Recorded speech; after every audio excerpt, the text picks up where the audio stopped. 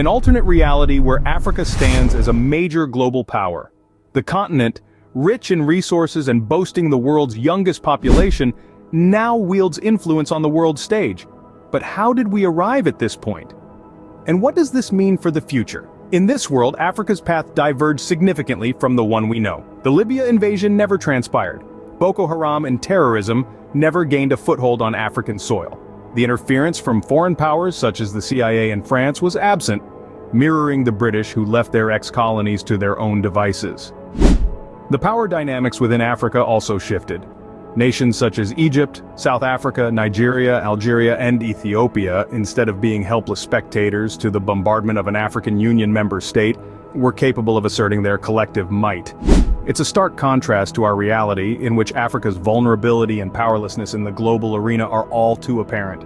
A key factor in this alternate Africa's rise to global prominence is the possession of nuclear weapons by one or two African nations. Picture a scenario where South Africa never relinquished her nuclear arsenal. Consider if Nigeria had accepted North Korea's offer to share ballistic missile technology. This is not to glorify nuclear weapons, but to underscore their potential deterrent effect. In our reality, Libya was never directly attacked until after it had given up its weapons of mass destruction program, which included a decades-old nuclear weapons endeavor.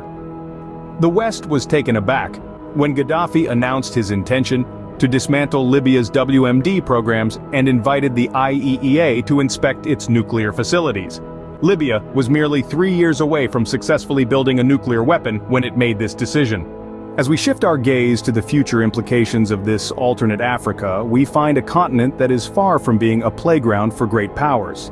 Instead, it is a key player, capable of influencing global order, shaping the US versus China power competition, and changing the discourse on global norms and policies. In this alternate reality, Africa's rise as a global power has far-reaching effects. It alters the balance of power, reshapes international diplomacy, and offers a fresh perspective on global governance. However, it also raises pressing questions about nuclear proliferation and global security. It prompts us to reconsider our approach to conflict resolution and our understanding of power dynamics. It compels us to challenge our preconceived notions about Africa's place in the world. This alternate reality serves as a reminder of Africa's untapped potential.